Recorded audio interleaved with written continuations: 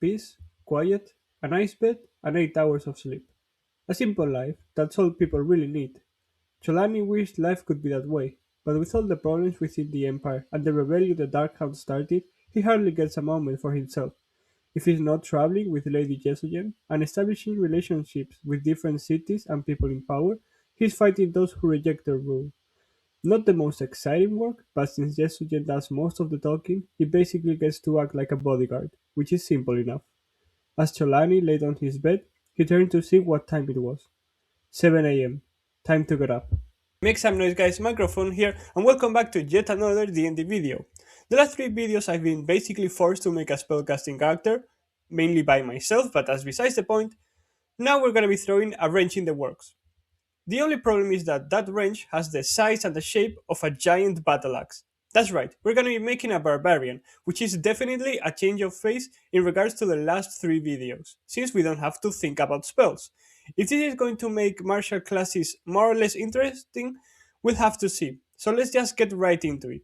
Actually no, before we start we do need to talk about something. You have probably seen that the character that I made for the first few videos has been replaced by these symbols. I'm not the one who makes the art, my friend is, and because I wanted to release a video every 2 or 3 weeks, it started to become very time consuming and very stressful for her to make them on time. Because of this, we decided to change it to this one which is way more simple and only needs to be done once, and it's the art that I'm gonna be using in thumbnails from now on. In order to compensate, I am gonna be adding a bit of character description in my videos to hopefully give you a better idea on who they are. Now we can get to the actual character. Meet Cholani, a warrior that fights for the Grey Empire. Also, I don't know if I'm pronouncing this correctly. Cholani is supposed to be Zulu, but I didn't find a great translation on the internet. Anyways, the main plot of Ablai is that the Grey Empire is a dictatorial force that wants to rule over the country, and in the south, a rebellious group known as the Association is trying to stop them. This means that, yes, Cholani is technically one of the bad guys, and a really notorious one at that. He's the right hand of the Lady Jesugen, which is one of the 6 generals of the Association, and he usually fights besides her using wooden contraptions that he wears over himself, but more on that later. He has dark hair and dark skin, he's short in stature, he likes wearing simple clothes, and even in battle, he tends to be really tired, to the point that he gets annoyed whenever he has to do heavy physical labor. Also, I don't want anyone mentioning Star Wars. I know that the plot is really similar to that, but it's not something exclusive to Star Wars, so I'm gonna use it also. As I've said, Sholani is short. This is why we're gonna make him a halfling. They're not true halflings in Ablai, only humans that have evolved from shorter species like dwarf of gnomes that have been classified as small humans. This is only to make sure that you can play halflings without overcrowding Ablai with different species. Halflings get 30 feet of movement, a small size, and a bunch of features. Brave, where we get advantage on ignoring the frightened condition. Halfling Nimbleness, where we can move through the space of a creature a size larger than us. Luck, which lets us reroll a natural one, which is really good. And finally, Naturally Stealthy, where we can take the hide action when we are behind a creature larger than us. Not necessarily the most broken set of features, maybe except luck, but they are still really good to have. For Cholani's background, I'm picking Soldier. The explanation is simple, he's a soldier and it fits really well with barbarians. We're gonna be getting proficiency in athletics, intimidation, and a gaming state of our choice, which is gonna be playing cards. It's not the most important decision in the world, so just pick whatever you want. And we also get extra equipment. We're gonna be taking the spear, playing cards, healer's kit, traveler's cloth, and 14 gold pieces. We're not gonna be taking the bow and arrows that they give us, instead we're gonna be turning into gold, since Cholan is not one that fights at range. This means we get another 27 gold pieces for a total of 41, which is a lot of money for D&D. We also get the Savage Attacker feat, which lets us roll our damage dice twice and use whichever roll we want once per turn. Maybe it's not the most amazing origin feats, but it certainly is useful. Lastly, we get a +2 to our strength and +1 in our constitution, meaning that our ability scores are gonna be like this at level 1. Finally, a 17 in strength, and strength we're gonna need since we are a barbarian. We get proficiency in strength and constitution saving throws, simple and martial weapons, light and medium armor, shields, and 2 skills of our choice, which are gonna be perception and survival. I wish Strength and Constitution had more skills because these two are useful since they use Wisdom, but they are not great bonuses for us. We also get more equipment, a great axe, 4 hand axes, an explorer's pack, and 15 more gold pieces, which is gonna total 56 gold pieces. At level 1, we get Rage, probably the most iconic feature in D&D and for good reason. Barbarians get so angry that they get a long list of benefits. In Cholani's case, this is because he just wants to sleep, man. Once they activate their rage as a bonus action, they get resistance to bludgeoning, slashing, and piercing damage, deal extra damage indicated in the barbarian class table, and they get advantage on strength checks and saving throws. There are a few problems though. You can't concentrate on or cast spells, and it lasts only a turn, or until we get the incapacitated condition. If only you could prolong it. Oh wait, you can! By attacking an enemy, forcing them to making a saving throw, or using your bonus action again, you can extend it up to 10 minutes, so it's good for one combat. This is a really good feature to have, and the bread and butter of barbarians. It's a good thing that they only get this at level 1, right? Also, at level 1, we get an armor defense, adding our constitution to our armor class as long as we aren't wearing armor, and we get weapon mastery to use the weapon mastery features of two types of weapons, which are gonna be the great axe and hand axes, which gives us the cleave and vex weapon masteries respectively. The former lets us do an extra attack once per turn to an enemy within 5 feet of the one we just hit, and the latter gives us advantage on the next attack when we hit an enemy to that same enemy. Barbarians are crazy at this level, especially in 2024, with the new weapon masteries, and honestly, it only gets better from here. At level 2 we get Danger Sense. We get advantage on dexterity saving throws if we aren't incapacitated, which is a good buff to have since dex saves can be really common. We also get Reckless Attack. While we rage, we get to attack with advantage this turn if we choose to, but it comes with a caveat that attacks against us have the advantage until our next turn. Even if it sounds like a huge roadblock, it's not that bad if you get to kill everyone with your advantage attacks before, so use this feature as much as possible. Level 3, we get Primal Knowledge, adding another skill proficiency, which is going to be Animal Handling, and we get to do skill proficiencies with our Strength ability modifier instead of the original one, if we are raging. It applies to Acrobatics, Intimidation, Perception, Stealth, and Survival only, but it's better than using Wisdom or Charisma, since Strength is gonna be our highest ability score modifier. This is maybe not amazing because it is a use of rage outside of combat, which usually you do want to use in combat, but it's better than nothing, honestly. We also get our subclass at this level, and I'm gonna go with Path of the Wild Heart. Cholani comes from a region where totems and spirit animals are part of everyday culture. And to honor them, he made different wooden armor sets that represent various animals to give him different abilities, which are going to be represented as the features in this subclass. Regarding the rules, these are not actual armor, they're just a fun way to flavor his Rage of the Wild features, where you can choose one option between the bear, the eagle, and the wolf. The bear gives him resistance to all damage types except Force, Necrotic, Psychic, and Radiant. The eagle lets him disengage and dash as bonus actions, and the wolf gives him advantage to allies within against enemies within 5 feet of you. The bear is probably the best one, but he'll adapt to each situation when he needs. As if that wasn't enough, we also get Animal Speaker, letting him cast Beast Sense and speak with animals as rituals only. I'm honestly flabbergasted at how much barbarians get at such a low level, and it's honestly all really good.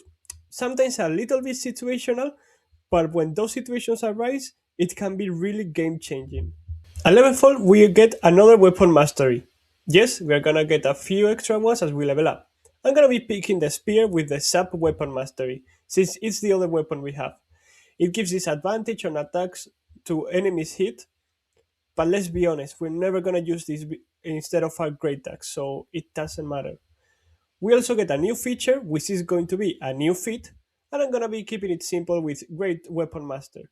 We can add our proficiency bonus to damage made by a great axe, and we can do another attack as a bonus action to any creature if we get a critical hit or we reduce an enemy's hit points to 0. The extra damage is basically the only reason why we're gonna do this, but the other effect is good.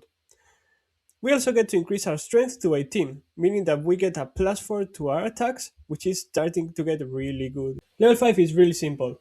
We get to do an extra attack with extra attack, and we get to increase our speed by 10 feet while not wearing heavy armor, so always, with fast movement. At level 6, we get another subclass feature, Aspect of the Wilds, which is to say that we get more wooden armor. We get a new animal option we can change after a long rest. With Owl, we're gonna get Dark Vision up to 60 feet. With Panther, we're gonna get a climb speed equal to our speed, and with Salmon, we're gonna get a swim speed equal to our speed. Not as good as Rage of the Wilds, but these are good options to have in a pinch or just as out of combat stuff. Level 7 is a bit like level 5. We get two small buffs. With Fire Instinct, we get advantage on initiative rolls, and with Instinctive Pounce, when we enter a rage, we get to move up to half our speed. Simple, but effective. Once again, level 8 is one where we get an ability score improvement, and we get to increase our strength to 20. Our attacks are really powerful now. At level 9, we get Brutal Strikes, a feature due to the 2024 rules that gives us more flexibility to our attacks. If we use Reckless Attack, we can replace the advantage for one of our attacks by adding 1d10 damage and adding an extra effect, either pushing an enemy away 15 feet and moving half our speed without provoking opportunity attacks, or reducing their speed by 15 feet. I like these types of feature for martial classes since it lets us do more than just blindly attacking, and I'm really glad that they are included in some of the others, like the Rogue or the Fighter, which we will see in future videos. At level 10 we get the Nature Speaker feature, which is another feature that we get with our subclass. We get to cast Commune with Nature as a ritual, basically the Animal Speaker feature but with another spell. We also get another weapon mastery, but since Cholani doesn't have more weapons, it's harder to pick. I'm gonna go with the Great Sword since we get the Grace Mastery, but honestly, you can choose whatever you want. This is not the most interesting level, but they cannot all be winners. Level 11 is another good one though. We get Relentless Rage. If we drop to 0 hit points while raging, we can do a Constitution saving throw to regain 2 times our Barbarian level hit points, instead of going unconscious. If this feature had limited uses, it would be fine, but it made it so that the DC starts as 10 and goes up by 5 each time you use this feature, regaining all uses on short and long rests. This is a really fun way of doing this. It makes sense thematically, and I really wish that more classes did something similar, since it's more fun than just keeping track of how many uses you can do certain things. You know the drill, at level 12 we're gonna get another ability score improvement, and I'm gonna take our constitution to 16 since it helped with our hit points, armor class, and relentless rage. At level 13 we get improved brutal strike, where we get two new options for our brutal strike feature.